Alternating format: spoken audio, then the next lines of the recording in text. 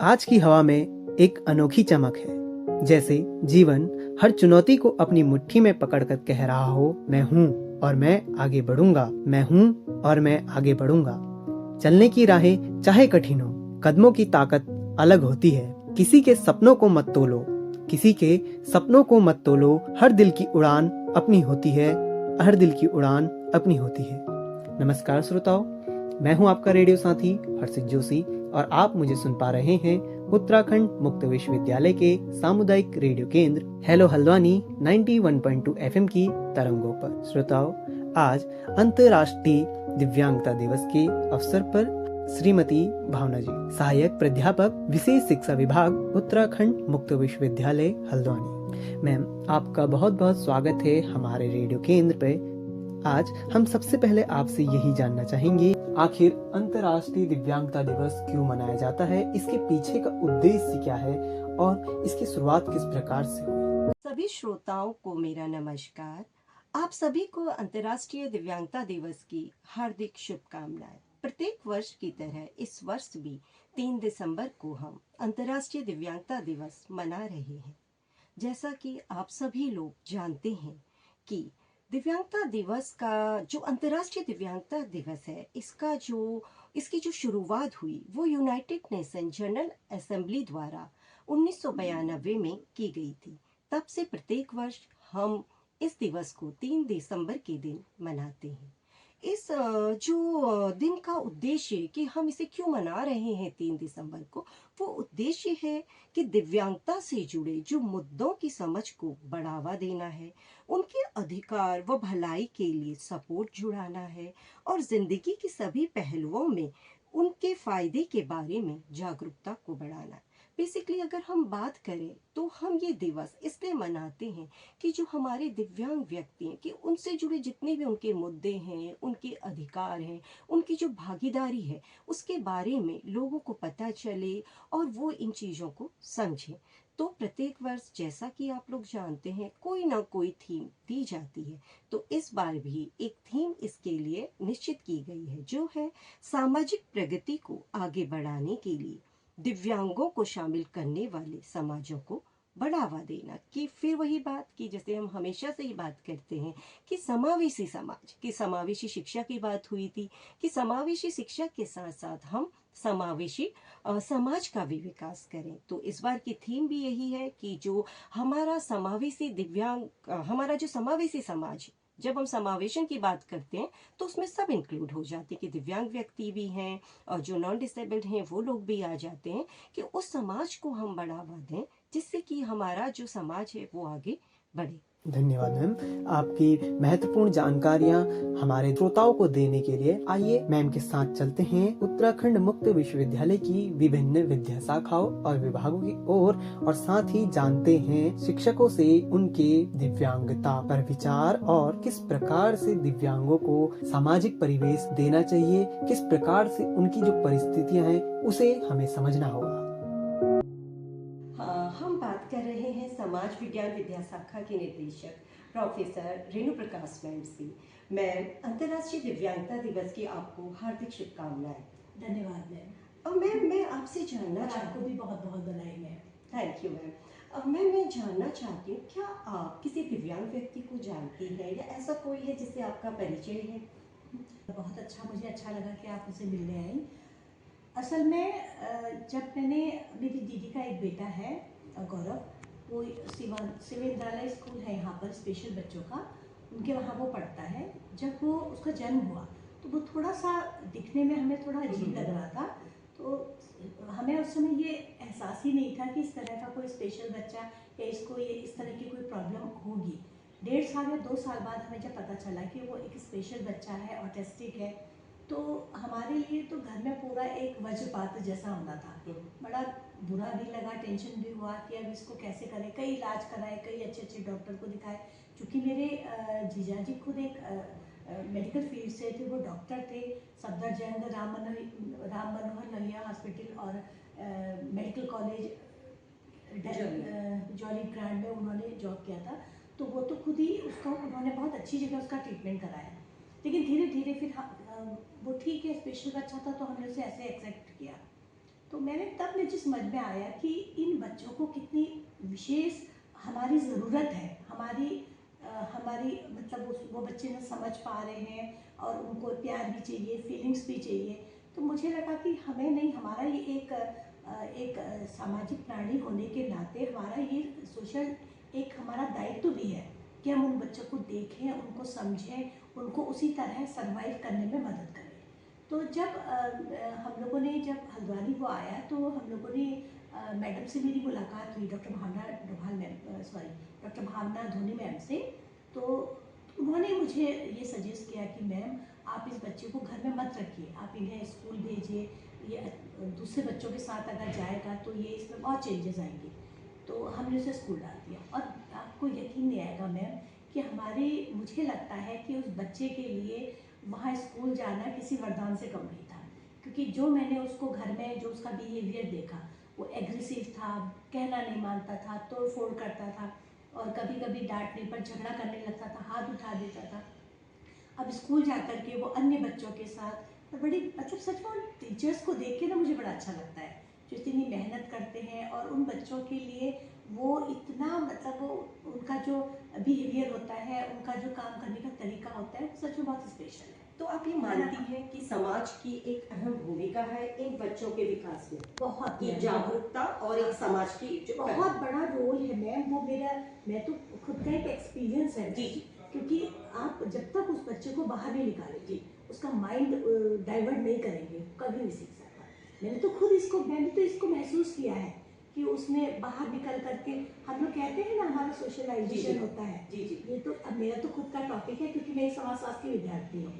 तो हमने तो खुद देखा है सोशलाइजेशन के लिए हमें समाज की ज़रूरत होती है, हमें लोगों की ज़रूरत होती है अपने डेवलपमेंट के लिए।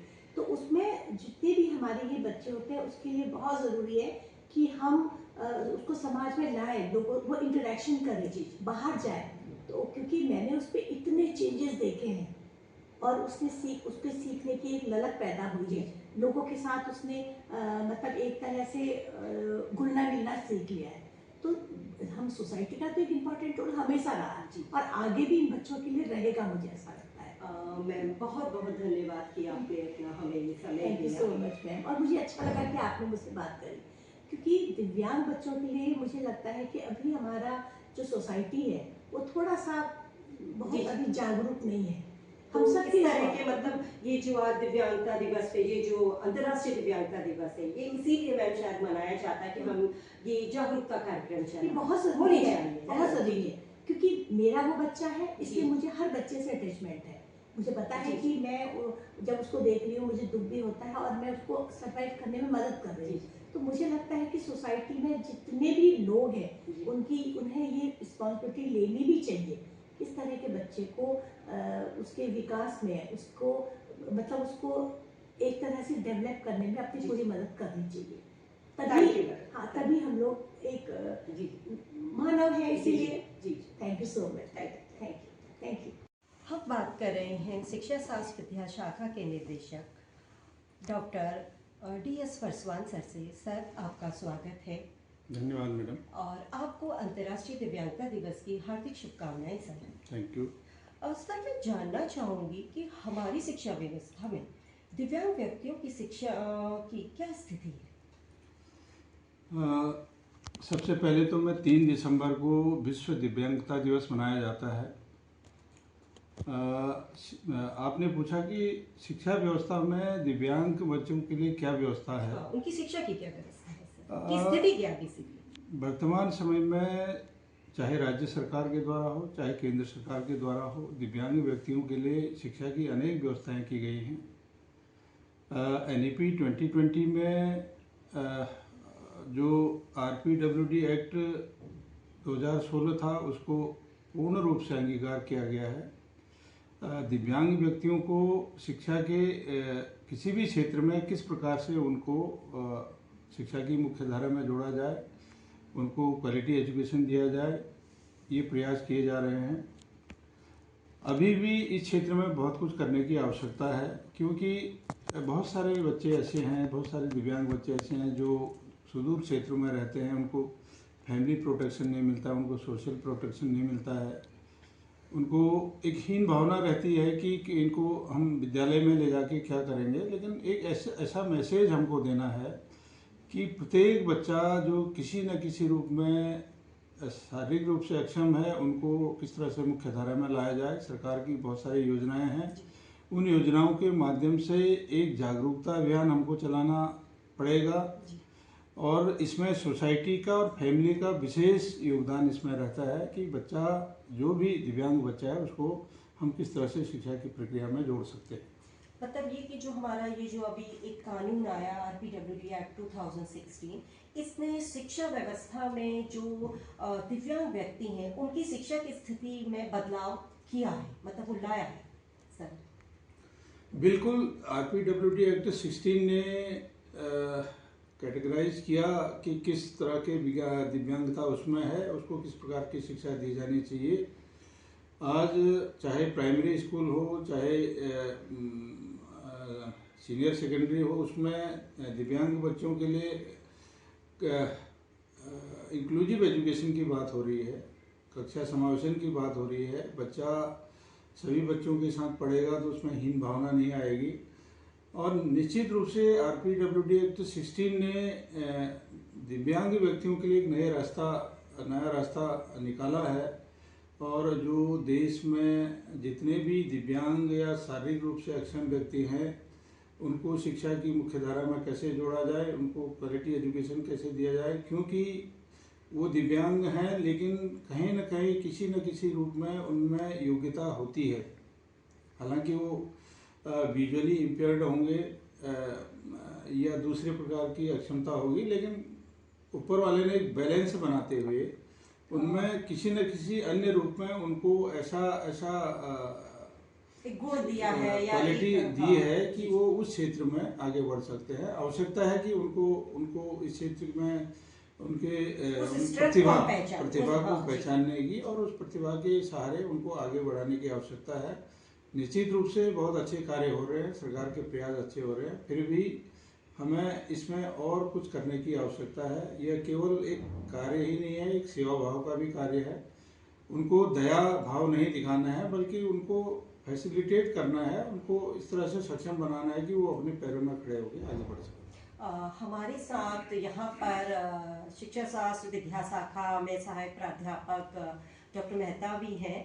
तो मैं डॉक्टर मेहता जी आपसे जानना चाहूँगी कि जैसे सर ने RPWD एक्ट 2016 कहा कि पूरी तरह से हमारी न्यू एजुकेशन पॉलिसी 2020 ने इसे अंगीकार कर लिया, तो आप बताएंगे कि न्यू एजुकेशन जो पॉलिसी है हमारी, वो विशेष शिक्षा में किस प्रकार कार्य कर रही है? सर हाँ मैडम, आपने कहा कि जो 2020 पॉलिसी है उसमें दिव्यांगजनों के लिए क्या विशेष रूप से बातचीत की गई है। तो जैसे कि सर ने भी बताया कि जो RPDWD एक्ट है 2016 का, उसमें सबसे पहले हमको दिव्यांगता का जो प्रकार थे उनमें काफ़ी बढ़ोतरी की गई है। तो जैसे एसिड अटैक से संबंधित लोगों को पहले दिव्यांगता की श्रेणी में नहीं रखा जाता था, तो आज उसमें दिव्यांगता की श्रेणी में एसिड अटैक से संबंधित जो लोग हैं वो उसमें आते हैं। जो जिनकी हाइट कम है होती है, प्रकृति ने जिनको हाइट कम दी है, तो उनको भी दिव्यांगता की श्रेणी में शामिल किया गया है। तो ऐसे अनेक क्षेत्र हैं। जैसे हम बात करें इंटेलेक्चुअल डिसेबिलिटी की, तो इंटेलेक्चुअल डिसेबल जो बच्चे हैं उनको भी दिव्यांगता की श्रेणी में रखा है। लर्निंग डिसेबिलिटी से संबंधित जो डिसेबिलिटीज़ है, ऐसे बच्चों को भी आइडेंटिफाई करके डिसेबिलिटी की श्रेणी में रखा है। और इन सभी को NEP 2020 में विशेष प्रावधान के तहत सबको शिक्षा, समान रूप से शिक्षा देते हुए इंक्लूसिव एजुकेशन को बढ़ावा देने की बात करी गई है। साथ में ये भी बात NEP 2020 में है कि सभी विद्यालयों में, चाहे वो प्राथमिक विद्यालय हों या माध्यमिक विद्यालय हों, सभी में एक शिक्षक जो होगा वो विशेष शिक्षा से संबंधित होगा और क्लासरूम को समावेशी बनाया जाएगा। उस क्लासरूम समावेशी तभी बनेगा जब विशेष आवश्यकता वाले विद्यार्थियों को ध्यान में रखते हुए हम क्लासरूम का डिजाइन, कोर्स मटेरियल और टीचर्स को भी ये बताएं कि दिव्यांगता के प्रकार क्या हैं और किस तरह की विशेष आवश्यकता वाले विद्यार्थियों को किस ढंग से हमको ट्रीट करना है, किस ढंग से हमको पढ़ाना है और मुख्य धारा में लाना है। जब ये सब आपस में मिलेंगे और एक समावेशी वातावरण तैयार होगा और उसके बाद इन सभी विद्यार्थियों को जो है मुख्य धारा में आने का समान अवसर मिलेगा और ये भाव NEP 2020 में स्पष्ट रूप से प्रदर्शित किया गया है। हम बात कर रहे हैं प्रोफेसर PT कांजी से, जो निदेशक हैं अकादमी। सर, आपका स्वागत है। सर, आपको अंतर्राष्ट्रीय दिव्यांगता दिवस की हार्दिक शुभकामनाएं। सर, मैं ये जानना चाहूँगी कि दिव्यांगता के प्रति आपका क्या दृष्टिकोण है? आप कैसे देखते हैं दिव्यांगता? अब मैं जब भी दिव्यांग बच्चों को या दिव्यांग इंसान के पास पहुंचता हूं या गुजरता हूं, तो मेरे को उनमें एक विशिष्टता नज़र आती है। वो हम हमारे बीच से है और एक विशिष्ट है जो एक कमजोरी होने के बावजूद हमारे समकक्ष काम करने की क्षमता रखते हैं या कोशिश करते हैं कि हम भी समाज में जो भी काम हो रहा है हम उसी तरफ बढ़ें, और उनमें एक बड़ी अच्छी ललक होती है। तो मैंने कई स्तरों पर विश्वविद्यालय में काम किया है, तो दिव्यांग बच्चों के लिए सहायता करने का मौका मिला है, विशेष रूप से जब वो परीक्षा देने हमारे यहाँ पर आते हैं। तो ऐसे बहुत से हमारे दिव्यांग विद्यार्थी रहे हैं जिनकी हमको सहायता करनी होती है। और सबसे बड़ी जो मुझे कमी लगती है कि हम दिव्यांग बच्चों के अलावा जो बाकी लोग हैं उनके जो अधिकार हैं उनको UGC या हमारी सरकारों ने जो सुविधाएं दी हैं वो उनको पूर्ण बता नहीं पा रहे हैं। ओके, जो जागरूकता है उस बारे में कि उनको यहाँ पे यूनिवर्सिटी में या जो हमारी एग्जाम की जो व्यवस्थाएं हैं, उन्हें कई सुविधा जैसे स्क्राइबर मिलता है, हाँ, ये सब तो उन्हें शायद हम उस तरह से नहीं बता पाते या वो जागरूक नहीं होते। हाँ, ये जैसे स्क्राइबर में ऑलरेडी नया नियम आ गया, जी अब वो किसी भी व्यक्ति को अपनी सहायता के लिए स्क्राइबर चूज कर सकता है। जी जबकि अब भी कई लोगों को कन्फ्यूजन है, नहीं वो जिस विषय का परीक्षा दे रहा है उससे एक कम होना चाहिए, जबकि ऐसा नहीं है। UGC कहती है वो किसी भी व्यक्ति को, अपने पिता को भी ला सकता है, वो किसी भी व्यक्ति को अपने स्क्राइबर के रूप में लाया जा सकता है। ये परीक्षा कराने वाली संस्था की जिम्मेदारी है कि वो उसको नकल न करे, बस। हाँ, क्योंकि सर मैंने देखा स्क्राइबर में, क्योंकि जो पहले के नियम है, एक तो वो उससे क्लास में कम होना चाहिए, फिर क्योंकि वो मिलना कई बार बड़ा मुश्किल हो जाता है कि दिव्यांग व्यक्ति कहाँ जाए इस तरह से। और समस्या है कि अगर वो स्क्राइबर दिव्यांग से परिचित नहीं है तो उससे संवाद कैसे करें, हाँ, ये बड़ी समस्या है। तो 2020 में UGC का नियम आया हुआ है, तो कई लोग इसको इसके मतलब नहीं पढ़ पाए होंगे, देखा है। तो स्क्राइबर एक ऐसी चीज़ है जो उस हमारे दिव्यांग जन को परीक्षा में बड़ी सहायता करता है, और वो वही व्यक्ति होना चाहिए जिससे वो संवाद कर सके। इसलिए UGC ने कह दिया था कि वो किसी भी व्यक्ति को अपनी सहायता के लिए स्क्राइबर के रूप में ला सकता है। वो उसका परिवार का जन भी हो सकता है, उसमें ये कोई स्तर नहीं है कि वो उससे पढ़ाई वाला कम होना चाहिए, ऐसा कोई मतलब नहीं है। वो व्यक्ति होना चाहिए जिससे वो संवाद कर सके। सर, ये हमें आज एक नई जानकारी मिली, और मुझे लगता है कि शायद जागरूकता दिवस हम इसीलिए मनाते हैं कि जो हमारी जानकारियां हैं, जो दिव्यांग व्यक्तियों के लिए जो सुविधाएं हैं, जो कानून है, उसकी जानकारियां उन व्यक्ति तक, समाज तक पहुंचे। सर, आपका बहुत बहुत धन्यवाद कि आपने जानकारी हमारे साथ साझा की।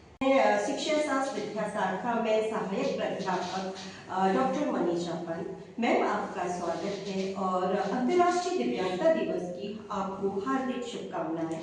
धन्यवाद मैडम। आज के दिन मैं आपसे एक प्रश्न पूछना चाहती हूँ कि दिव्यांगता के प्रति आपका क्या दृष्टिकोण है? आप कैसे दिव्यांगता को देखती हैं?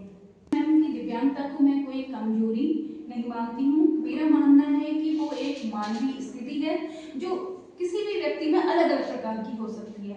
मुझे लगता है कि हम लोगों को अभी उनका जो समाज की मुख्य धारा से उन्हें जोड़ने के लिए हमें उनका समावेशन इस तरीके से करना है कि वो निर्णय ले सकें और अपनी अपनी क्षमता के अनुसार समाज को आगे बढ़ाने में अपना योगदान दे सकें।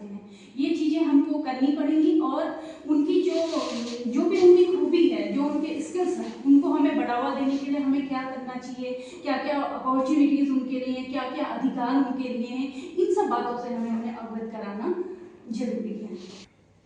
हाँ, तो साथ में शिक्षा शास्त्र विद्या शाखा के ही हमारे सहायक प्राध्यापक हैं डॉक्टर देवेश कांडपाल जी। सर, आपको भी अंतर्राष्ट्रीय दिव्यांगता दिवस की हार्दिक शुभकामनाएं। धन्यवाद मैडम। सर मैं जानना चाहती हूँ कि जो दिव्यांग व्यक्तियों के लिए कानून बने, जो हमारी इतनी पॉलिसीज आई, क्या उसका प्रभाव पड़ा है? क्या उनके जीवन में इससे कुछ बदलाव आया है? अवश्य मैम, जो जितने भी कानून बनाए गए हैं वो इसलिए बनाए जाते हैं कि जिनके लिए बनाए गए उनका उद्धार हो सके, उनको फायदा मिल सके। और जो दिव्यांगता के क्षेत्र में RPDW एक्ट आया है 2016 में, इससे भी काफ़ी विद्यार्थियों को और लोगों को भी बहुत फायदा पहुंचा है। अभी हम देखते हैं कि राष्ट्रीय शिक्षा नीति में भी जो समावेशी शिक्षा पर जोर दिया गया है, तो वो भी इसी का परिणाम है कि हम किस तरह से दिव्यांगता की ओर देखते हैं कि लोगों को कैसे हम समावेशन की ओर जाएं, उन बच्चों को भी उन्हीं विद्यार्थियों के बीच में बैठाएं जो सामान्य बच्चे रहते हैं। तो इसके लिए आपने देखा कि विद्यालयों में, यूनिवर्सिटीज में सब जगह रैंप बनाया जाता है बच्चों के लिए समावेशी शिक्षा को बढ़ावा देने के लिए। अब लिफ्ट भी बनाई जा रही है बहुमंजिला इमारतें जहाँ पर हैं। तो ऐसा नहीं है कि इनसे फर्क नहीं पड़ा है, बहुत ज़्यादा फर्क पड़ रहा है, पर धीरे धीरे जागरूकता की कमी है। जैसे जैसे हम जागरूक होते जाएंगे तो और हम इस ओर अच्छा काम कर पाएंगे। मैं स्वागत करती हूँ हिंदी एवं अन्य भारतीय भाषाएं विभाग से डॉक्टर राजेंद्र कैला जी का। सर आपका स्वागत है और आपको अंतर्राष्ट्रीय दिव्यांगता दिवस की हार्दिक शुभकामनाएं। आपको भी शुभकामनाएं। Thank you sir. सर मैं आपसे पूछना चाहती हूँ कि समाज में दिव्यांग व्यक्तियों की क्या स्थिति है? क्या आप इससे अवगत हैं या आपको मालूम है कि मतलब समाज में वो कैसे रह रहे हैं? देखिए, मैं आपको बिल्कुल नॉर्मल इसका आंसर देता हूँ। हमारी जैसे परवरिश हुई, मेरी या हम जैसों की, तो हम देखते सब कुछ थे, देख रहे थे दिव्यांग लोगों को, अलग अलग तरह की दिव्यांगता थी, लेकिन उसके प्रति जो संवेदनशील दया भाव तो रहता था, लेकिन एक संवेदनशीलता की ये दुनिया उनके लिए भी बनी है, ये बहुत धीरे धीरे विकसित हुई। और लगातार कुछ लोगों से संपर्क में आने के बाद, आप जैसे लोगों के साथ संपर्क में आने के बाद, या कोई और लोगों के साथ संपर्क में आने के बाद, कुछ अच्छी पुस्तकें पढ़ने के बाद, कुछ अच्छी फिल्में देखने के बाद, वो संवेदना हमारी धीरे धीरे विकसित हुई। हमको पता चला कि हमने पूरी दुनिया जो बनाई है वो अपने जैसे लोगों के लिए बनाई है। हम ये भूल गए कि हम जैसे कुछ विशेष परिस्थितियों में कुछ और लोग भी होते हैं। जैसे जो दृष्टिबाधित होते हैं उनके लिए दुनिया बहुत जिद के बाद हमने क्रिएट करने की कोशिश की। अब हम जो है ब्रेल लिपि का बहुत बाद में विकास हुआ। हमने दिव्यांगता को एक तरह का अभिशाप के रूप में लिया और हमको लगा कि हाँ, ये अभिशापित हैं और ये कैसे अपनी जिंदगी कैसे भी काटेंगे, और ये इसलिए अभिशापित है क्योंकि इनके पुराने जन्मों के कुछ ऐसे, ये मानसिकता बहुत बनी हुई, आज तक बनी हुई है। ये कुष्ठ रोगियों के प्रति बनी हुई है, अलग अलग बीमारियों के प्रति बनी हुई, इसी के साथ दिव्यांग लोगों के लिए भी बनी हुई। और मुझे लगता है कि इस तरह की संवेदना को निरंतर तराशना चाहिए। हमको लगातार ऐसे काम करने चाहिए या ऐसी बातों का ध्यान रखना चाहिए, ऐसी दुनिया का निर्माण करना चाहिए, ऐसी इक्विपमेंट्स का निर्माण करना चाहिए, ऐसी बिल्डिंग्स का, ऐसे उपयोगी वस्तुओं का निर्माण करना चाहिए जिनका जो हमारी तरह नहीं होकर किसी विशेष परिस्थितियों में जन्मे हैं, उनके लिए भी ये दुनिया थोड़ी कि ये दुनिया सिर्फ हमारी नहीं, ये दुनिया उनकी भी है, कि सिर्फ हम एक दृष्टिकोण से इसे ना बनाएं सर ना। मैंने एक छोटा सा ऐड देखा था, उस ऐड में क्या होता है कि वो सीढ़ियां जो है होती नहीं, वो केवल रैंप होते हैं, और जो चलने में जिनको परेशानी है वो तो बहुत आसानी से उस रैंप से ऊपर नीचे जाते हैं। हम जैसे जो लोग हैं, जो साधारण लोग हैं, उनको लगता है क्या हुआ, हम कैसे जाएंगे। तो तब उन लोगों को समझ में आता है कि हाँ, हमको तो पहले से रैंप बनानी चाहिए थी, तो बहुत बाद में रैंप बनी। इसी तरह दृष्टिबाधित लोगों के लिए भी उसमें है कि उनके लिए सारे रास्ते तैयार किए गए थे, लेकिन जिनकी साधारण आंखें थी उनको परेशानी हो रही। तो तब उनको समझ में आया कि दुनिया सब तरह के लोगों के लिए, जो हमारी तरह नहीं भी है, उनके लिए भी क्रिएट होनी चाहिए। तो वो जो सुविधाएं हैं, मतलब सिर्फ ऐसा नहीं है कि जिन्हें हम सामान्य वर्ग, सामान्य व्यक्ति कहते हैं, उन्हीं के लिए नहीं, कि हम ये देखें कि जो भी इस दुनिया में आया है उसके अकॉर्डिंग हम ये दुनिया का निर्माण। अच्छा देखिए ना मैडम, हम इतने ज्यादा बायस्ड हैं इस चीज को लेकर, बाइनरी इतनी तगड़ी है कि हमारे पास शब्द नहीं। हम सामान्य कहते हैं खुद को, तो उसका अपोजिट क्या होता है? असामान्य। तो वो असामान्य नहीं है, वो बहुत बाद में ये शब्द खोजा गया कि विशेष।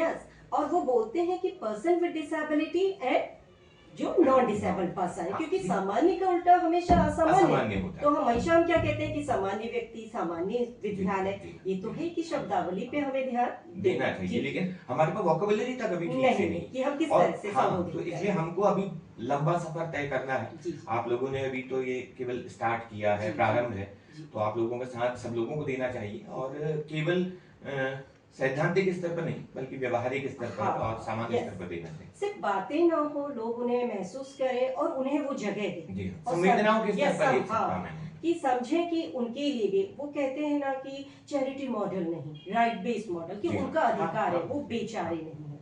हाँ हाँ, ये किसी तरह का दान दक्षिणा वाला मामला जी। नहीं है, ये उनका हक है, हमारे जैसे किसी भी लोगों का हक है। ठीक है, धन्यवाद सर। आपको भी धन्यवाद।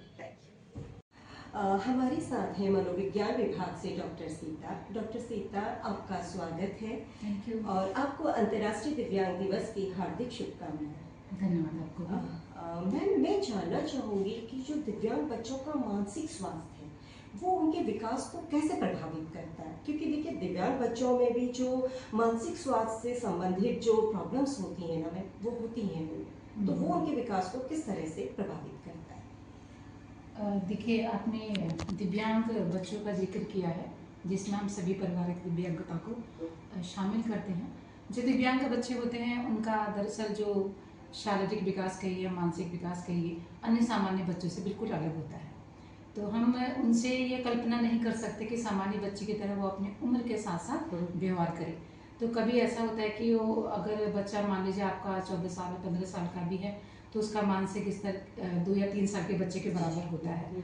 तो जैसे परिवार में माँ बाप के साथ जब वो रहता है, वो चाहता है कि जैसे छोटे बच्चे को अटेंशन दिया जा रहा है, मुझे भी पूरा अटेंशन दिया जाए।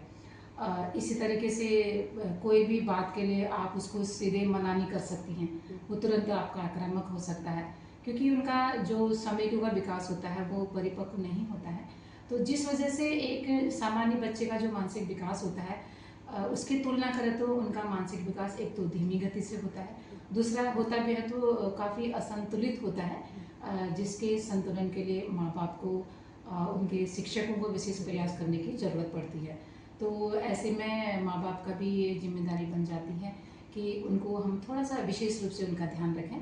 उनके जो मानसिक स्तर है, जो IQ लेवल है, या जिस प्रकार की उनकी दिव्यांगता है, उसको ध्यान में रख के उनके लिए हम विशेष तरीके के कुछ नियमों का भी पालन करें, या कुछ अलग से एक अतिरिक्त समय उनको प्रदान करें, ताकि उनकी जो मानसिक स्थिति है उसमें एक तनाव उनको ना हो, उनको भी एक अपनी अहमियत पता चले, उन्हें ये लगे कि मैं भी, मेरी भी कुछ स्थिति है परिवार में, तो मैं भी अन्य बच्चों की तरह मैं भी हूँ, वो उसमें ही भावना कम आएगी। मतलब मैं ये समझूं कि मतलब एक तरह से, जैसे कई बार पेरेंट्स सोचते हैं कि अगर ये दिव्यांग बच्चा है तो इसे मानसिक स्वास्थ्य की परेशानी नहीं होगी, लेकिन मैंने देखा है, या मेरा पर्सनल एक्सपीरियंस रहा है कि हमेशा कि दिव्यांगता के साथ साथ उन बच्चों की जो मानसिक समस्याएं हैं ना मैम, वो आती हैं, तो कहीं ना कहीं वो उसके विकास को भी प्रभावित करती हैं, क्योंकि शायद अपने बच्चों से या साथ के जो उनके परिवार में उनके अपने भाई बहन हैं, सिबलिंग हैं, या पेरेंट्स हैं, या समाज है, कहीं ना कहीं वो उन्हें प्रभावित करता है। हाँ, देखिए, ये कहना गलत है कि उनकी कोई मानसिक समस्या नहीं होती हैं या उनको फील नहीं होता है। आपने देखा होगा कहीं कहीं पर बहुत ज़्यादा वो सेंसिटिव होते हैं। तो ऐसे में माँ बाप का विशेष ये कर्तव्य बनता है, या उनकी जिम्मेदारी है कि जो उनके साथ जो दिव्यांग बच्चे हैं, सबसे पहले तो दिव्यांगता के बारे में पूरा अध्ययन करें। दूसरा, जो उनकी परेशानी है उसको एक, क्योंकि उनको उस चीज़ को फेस तो करना ही करना है। अगर उनको फेस करना है, वो चाहे परेशान होकर करें, चाहे अच्छे मन से करें, तो जहाँ तक है उनको ये कोशिश करनी चाहिए कि दिव्यांगता से संबंधित जो भी योजनाएं होती हैं, जो भी उनसे संबंधित ऐसे प्रोग्राम होते हैं जहाँ पर वो अपनी स्किल को इन्हांस कर सकते हैं, तो उनको उसका अध्ययन भी करना चाहिए, नई नई स्किल सीखनी चाहिए, ताकि उन बच्चों के बारे में जान सकें कि वो भी अन्य बच्चों की तरह, उनके अंदर भी कुछ भावनाएं होती हैं, संवेग होते हैं, वो भी अच्छा बुरा फील करते हैं, माँ बाप के जो व्यवहार होता है उसको समझते हैं कि हमारे साथ किस तरीके से पेश आ रहे हैं। तो हमें ये मानना पड़ेगा कि उनके अंदर भी सारे जो भी मानसिक विकास को प्रभावित करने वाले कारक होते हैं, या उनके अंदर अलग अलग तरीके के भाव तो उनके अंदर भी हैं, कम या ज़्यादा मात्रा में हैं। तो इसके लिए माँ बाप से ज़्यादा बेहतर उनको कोई नहीं समझ सकता। दूसरा फिर शिक्षकों को भी माँ बाप के साथ ये तालमेल बैठाना बहुत ज़रूरी है कि घर में और स्कूल में दोनों जगहों पर किस तरीके का व्यवहार बच्चे का है। तो इससे उनके मानसिक स्थिति को समझने में काफ़ी मदद मिलती है और उसको एक मानसिक विकास को बहुत अच्छी गति दे सकते हैं। धन्यवाद मैम कि आपने हमारे साथ ये जानकारियाँ साझा की, और मैं उम्मीद करती हूँ जो हमारे श्रोता हैं कि हम, क्योंकि आप देखते हैं कि जितने भी दिवस हम इसीलिए मनाते हैं कि लोगों में जागरूकता आए। तो धन्यवाद मैम आपका। धन्यवाद आपका इस तरीके के प्रोग्राम ऑर्गेनाइज करने के लिए, बहुत बहुत शुभकामनाएं। श्रोताओं, आपने हमारे उत्तराखंड मुक्त विश्वविद्यालय की विभिन्न विद्या शाखाओं के विशेषज्ञों से सुने उनके विचार। मैम से अब हम जानते हैं अन्य जानकारियाँ। आप सभी श्रोताओं ने हमारे विशेषज्ञों के विचार सुने और ये जाना कि समाज में दिव्यांगता के प्रति लोगों का क्या दृष्टिकोण है, उनकी क्या स्थिति है, उनके लिए क्या क्या कार्य किए जा रहे हैं। तो मुझे ये लगता है कि ये सब जानने के बाद आप लोगों को काफ़ी जानकारियाँ तो मिल गई होंगी। तो अगर हम दिव्यांगता की बात करें, भारतीय संदर्भ में बात करें, तो आप लोग देखते हैं कि जैसे हमारा कोठारी आयोग आया, उसने कहा कि सबको शिक्षा का समान अधिकार है। तो सारे बच्चे आप देखते हैं कि उन्होंने कहा कि सब लोग समान हैं, सबको शिक्षा का समान अधिकार है, तो सब लोग साथ में पढ़ें। लेकिन आगे जैसे जैसे हमारी शिक्षा व्यवस्था बढ़ती चली गई तो देखा कि लोग समान नहीं हैं, उन्हें विशेष एक कहते हैं कि मदद की आवश्यकता है, भले ही वो दिव्यांगता के संदर्भ में हो, भाषा के संदर्भ में हो, क्षेत्र के संदर्भ में हो। इसी के परिणाम स्वरूप जितने भी हमारे जो बेनिफिट्स दिए जाते हैं समाजों को, वो इसी का एक परिणाम हुआ। तो वही बात अगर हम दिव्यांगता की करें तो दिव्यांगता धीरे धीरे जो दिव्यांगता के कानून आए हमारे देश में, उसने दिव्यांगता को या दिव्यांग व्यक्तियों को एक तरह से एम्पावर किया। यहाँ पे समाज में उन्हें अपनी स्थिति मजबूत करने के लिए उन्होंने प्रयास किया कि उनकी स्थिति समाज में मजबूत हो। तो भले इसमें हमारा आरसीआई हो, 1995 का एक्ट हो, 1999 का एनटीए एक्ट हो, और उसके बाद या समान ये अपनी 2006 की जो हमारी पहली दिव्यांग व्यक्तियों की जो पॉलिसी आई वो है, और हमारा आरटी एक्ट है जो 2009 में आया। और जो अगर हम अंतर्राष्ट्रीय स्तर पे बात करते हैं, क्योंकि आज हम अंतर्राष्ट्रीय दिव्यांग दिवस मना रहे हैं, तो इसमें जो सबसे अहम भूमिका या जो सबसे बड़ा जो कानून था वो यूएनसीआरपीडी 2006 था। और भारत भी क्योंकि इसके हस्ताक्षरकर्ता देशों में से एक था, तो उस कानून में जितनी भी बातें दिव्यांगों के लिए की गई थी वो हमने भी स्वीकारी, क्योंकि 2006 में ये आया और हमारे यहाँ आरटी 2009 में आया, जिसने कहा कि जो हमारे बच्चे हैं उन सबको मुफ्त समान शिक्षा का अधिकार है। तो उसमें दिव्यांग बच्चे भी स्वतः ही सम्मिलित हो गए। फिर इसके बाद आप देखते हैं 2016 में अपना आरपीडब्ल्यूडी एक्ट आया। तो आरपीडब्ल्यूडी एक्ट जो है ये इसी यूएनसीआरपीडी के कारण एक बड़े बदलाव के साथ इसे प्रस्तुत किया गया। तो इसमें दिव्यांग व्यक्तियों के समान अधिकार की बात की गई, उनके लिए रोजगार की बात की गई। जो रोजगार का उनका परसेंटेज था वो 4% कर दिया गया। हायर एजुकेशन में जो उनकी उच्च शिक्षा का जो उनमें उनको जो बेनिफिट मिलेगा वो 5% उन लोगों को रिजर्वेशन मिलेगा। इवन इसमें जो डिसेबिलिटी थी वो भी हमारी 21 तरह के डिसेबिलिटी को आरपीडब्ल्यूडी एक्ट में इंक्लूड कर दिया गया। जो पहले 7 थी वो बढ़ा के 21 कर दी गई। और सबसे बड़ी बात है उन्होंने दिव्यांगता को भी डिफाइन किया कि हम दिव्यांग किसे कहेंगे।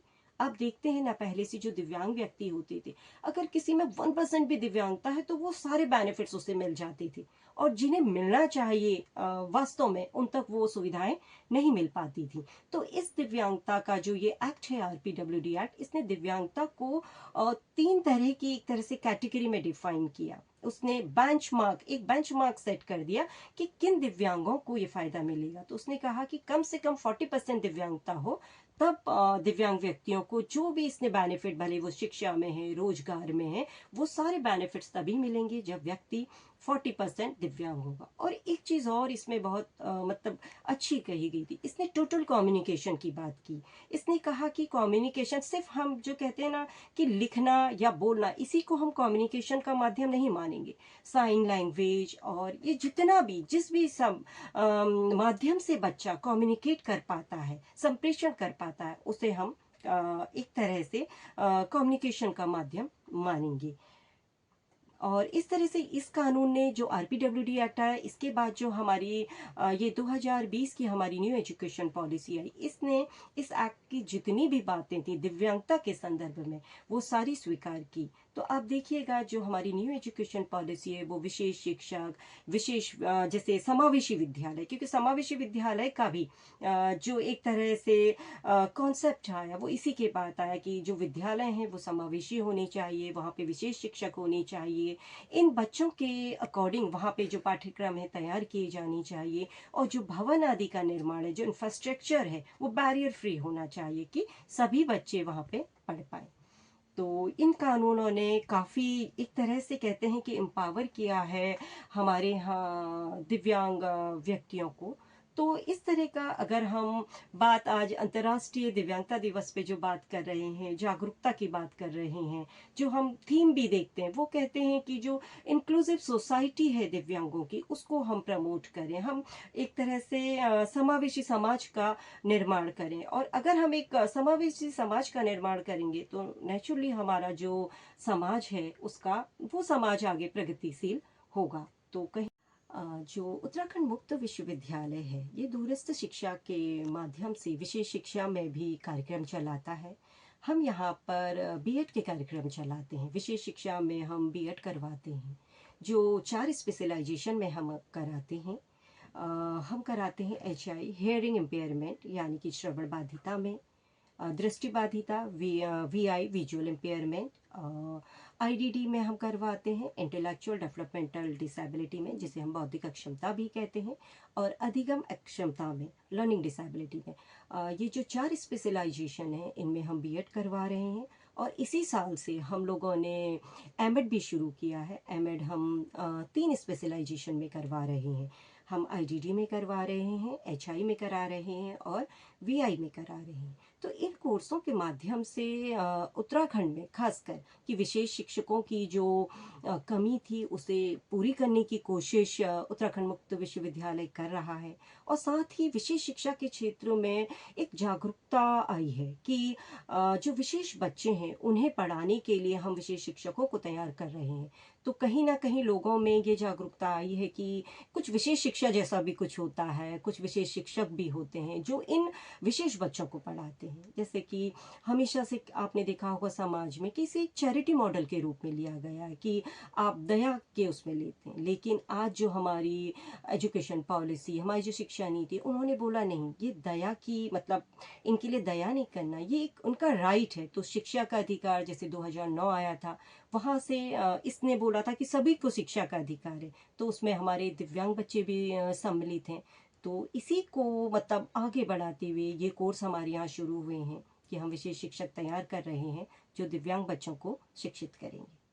कहीं ना कहीं ये जो कार्यक्रम है, जो हम ये दिवस बनाते हैं कि इसीलिए कि लोगों में अवेयरनेस हो इस समाज के प्रति।